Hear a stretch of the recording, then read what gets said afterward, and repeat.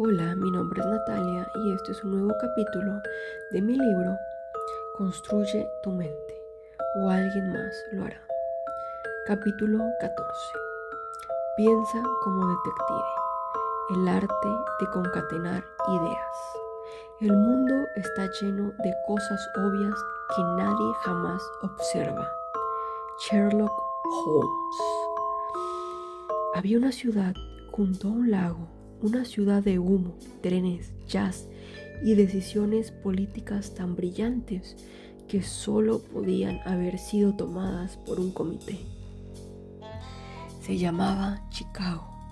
En aquellos años el gobierno tuvo una idea magnífica, de esas que nacen cuando alguien piensa que puede mejorar a la humanidad por decreto: prohibir el alcohol. A ese experimento de optimismo burocrático lo llamaron Prohibition in the United States. La lógica era adorable. Sí, prohibiremos beber. La gente dejará de beber. Es el mismo razonamiento con el que uno podría intentar prohibir el invierno firmando un papel. La realidad respondió como suele hacerlo la realidad, riéndose. Así que, mientras los políticos celebraban su victoria moral, los ciudadanos de Chicago empezaron a beber, pero ahora en sótanos secretos, los famosos speakeasies. Eran bares clandestinos donde uno entraba por una puerta falsa, bajaba una escalera sospechosa y encontraba exactamente lo que el gobierno había prohibido: alcohol, música y la sensación reconfortante de estar desobedeciendo una ley estúpida. Porque si algo ha demostrado la historia es que cuando prohíbes algo popular no desaparece, se vuelve más caro, más interesante y, sobre todo, más rentable para la gente equivocada. Y cuando algo se vuelve rentable, aparece inevitablemente alguien dispuesto a organizar el negocio. En este caso, era Al Capone. Capone era rico, poderoso y tenía un talento empresarial muy particular: convertir el crimen en una industria como mejor logística que muchas empresas legales.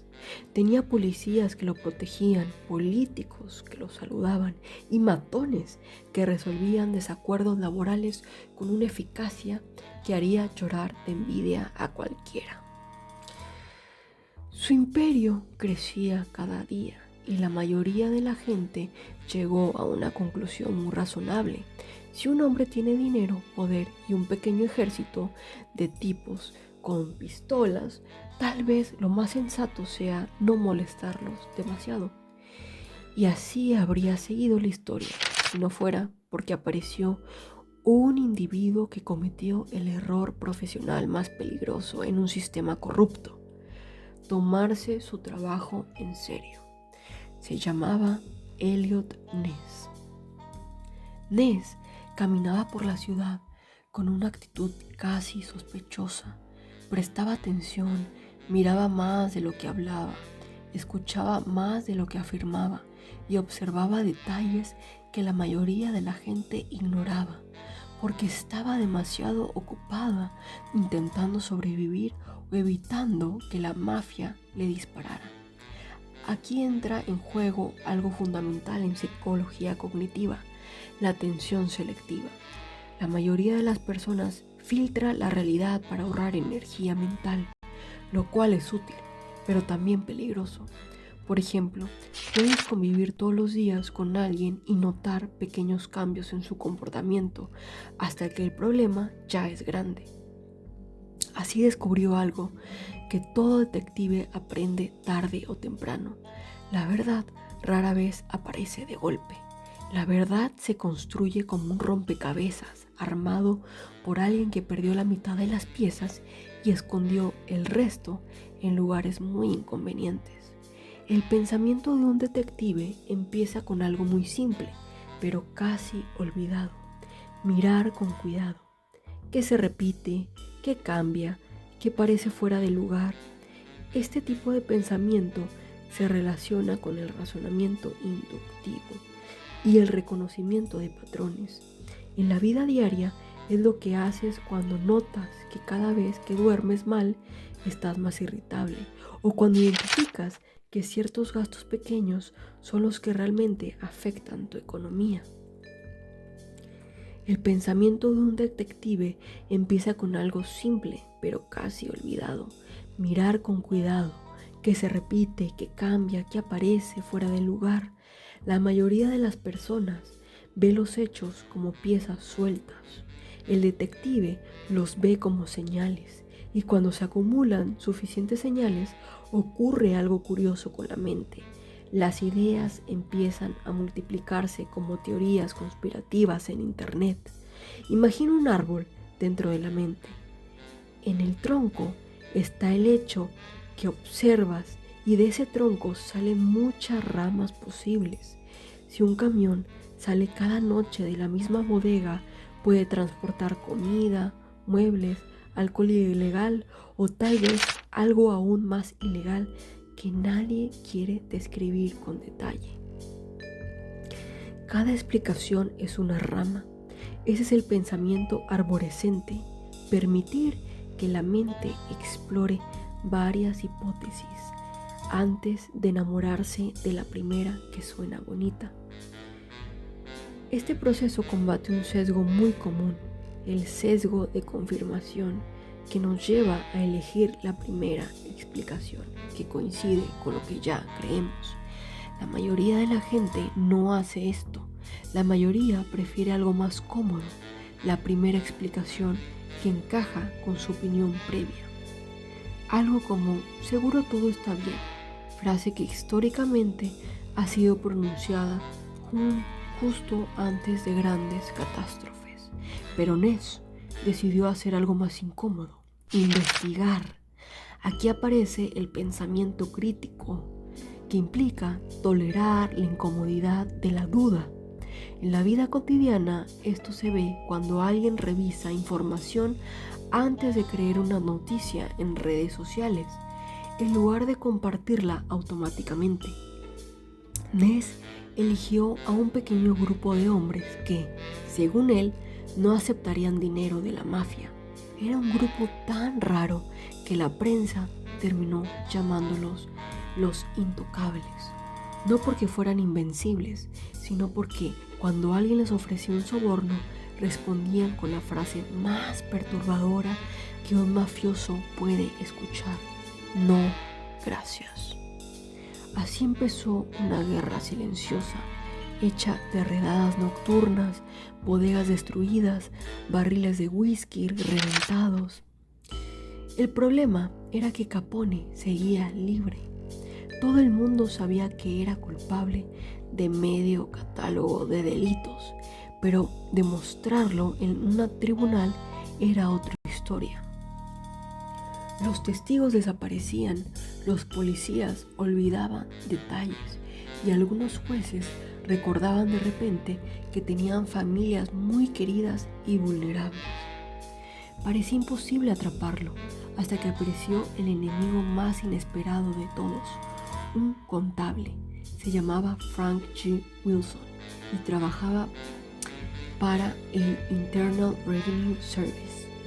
Mientras los detectives perseguían mafiosos por las calles, Wilson hacía algo más infinitamente peligroso que un criminal: revisar números. Página tras página, recibo tras recibo, libro contable tras libro contable. Un registro decía una cosa, otro decía otra, y algunos libros estaban tan incompletos que parecían haber sido editados por alguien con miedo de las matemáticas. Cada dato abría nuevas hipótesis.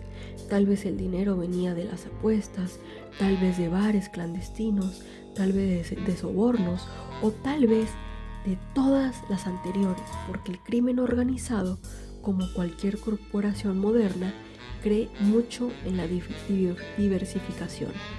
Cada hipótesis era una rama en ese árbol mental, pero abrir ramas no basta.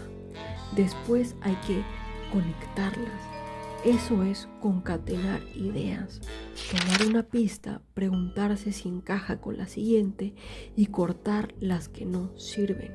Concatenar ideas es el proceso de unir pensamientos de forma lógica y progresiva, donde cada idea se conecta con la anterior para construir una conclusión más sólida, en lugar de quedarse con ocurrencias aisladas. Es como armar una cadena. Observas un dato, lo relacionas con el otro, luego con otro más y así hasta que el conjunto tiene sentido. En la vida cotidiana esto pasa cuando no te quedas con algo salió mal, sino que enlazas causas y efectos. Dormí poco, estuve irritable, discutí. El problema no era la otra persona, sino mi estado de ánimo. Concatenar ideas. En el fondo es pasar de reaccionar a entender, porque te obliga a seguir el hilo de lo que ocurre en lugar de cortar la historia en la primera explicación fácil. Poco a poco el árbol se vuelve más claro hasta que queda una conclusión inevitable. Y un día Wilson encontró algo delicioso, pruebas de que Al Capone ganaba cantidades obscenas de dinero, pero no pagaba impuestos. Puede que la ley a veces sea torpe, lenta y fácilmente manipulable, pero hay algo que el gobierno se toma muy en serio, su parte del dinero. Así que en 1931 ocurrió algo casi cómico. El criminal más temido de Chicago no fue condenado por asesinato, ni por contrabando, ni por violencia. Fue condenado por evasión fiscal. La burocracia derrotó a la mafia, lo cual demuestra una verdad inquietante. Puedes escapar de muchos enemigos en la vida, pero es difícil de escapar de un contable paciente con acceso a tus números. Capone fue declarado culpable, condenado a 11 años de prisión y acabaría encerrado en Alcatraz. Así terminó aquel imperio. No cayó solo por las redadas de Eliot Ness, ni solo por las cuentas de Frank Wilson. Cayó porque alguien tuvo la paciencia de observar, imaginar varias explicaciones y unir las piezas hasta que la realidad dejó de poder esconderse. Y tal vez ahí está la lección incómoda. Pensar bien no significa tener respuestas rápidas, significa sospechar de las respuestas fáciles, dejar que las ideas crezcan como ramas y luego cortar esa piedra, todas las que no sobreviven a la evidencia, porque el mundo casi nunca se entiende con una sola idea. Se entiende cuando dejamos que las ideas crezcan y después las obligamos a enfrentarse a la lógica. Ese juez frío que, a diferencia de muchos humanos, no acepta sobornos. Pensar como detective no es ir por la vida sospechando de todos en todo lugar. Es más bien aprender a observar, generar varias explicaciones y no casarte con la primera. Y sí, ayuda mucho, sobre todo a no meter la pata con seguridad. Un ejemplo clásico: alguien no responde tu mensaje. El modo automático dice, me está ignorando. El modo detective dice, ok, hipótesis, está ocupado, sin batería, en una junta, no vio el mensaje, o sí me está ignorando. No decides de inmediato, esperas más información. Resultado, menos dramas innecesarios, menos discusiones que empiezan por una película que solo existía en tu cabeza. Otro caso muy cotidiano: problemas en el trabajo. Imagina que un jefe te hace un comentario seco y tú piensas, ¿ya le caigo mal? Pensamiento detective: ¿siempre es así o solo hoy? ¿Con todos o solo conmigo? ¿Hubo presión, estrés, una mala noticia previa? Empiezas a concatenar datos en lugar de reaccionar emocionalmente. Muchas veces descubres que el problema no eras tú y te ahorras una crisis existencial de 3 días. También aplica con el dinero. A fin de mes dices, no sé en qué se me está yendo el dinero. El detective interno no acepta eso. Empieza a rastrear pequeños gastos, hábitos repetidos, patrones, y de pronto descubres que no fue un gasto grande, sino 10 pequeños diarios que parecían inofensivos. Ahí estás concatenando ideas, conducta, repetición, consecuencias, y eso sí cambia decisiones reales. En relaciones personales funciona aún mejor. Supón que alguien cercano cambia su actitud contigo. El pensamiento automático suele ser egocéntrico. ¿Hice algo mal? El pensamiento detective abre el panorama. ¿Está pasando por algo? ¿Ha cambiado con otros? ¿Hubo señales previas? ¿Qué hechos reales tengo y cuáles estoy inventando? Esto no solo evita conflictos, también mejora la empatía, porque empiezas a ver el contexto completo. Incluso contigo mismo sirve. Por ejemplo, cuando dices no tengo disciplina, el detective no se queda con la etiqueta, investiga. ¿En qué momentos sí tienes disciplina? ¿Qué condiciones cambian? ¿Qué patrones hay cuando fallas? Tal vez no es falta de disciplina, sino falta de sueño, mala organización o metas poco claras. Cambia el diagnóstico y cambias las soluciones. Ayuda muchísimo. Reduces errores impulsivos, mejoras la toma de decisiones y te haces menos manipulable, tanto por otros como por tus propias ideas automáticas. Las desventajas es que a veces es incómodo porque implica dudar de lo que sientes como obvio, pero justo ahí está la ventaja. Lo obvio muchas veces es lo primero, no lo correcto. Pensar como detective no te hace más paranoico, te hace más preciso, y en la vida diaria la precisión vale oro.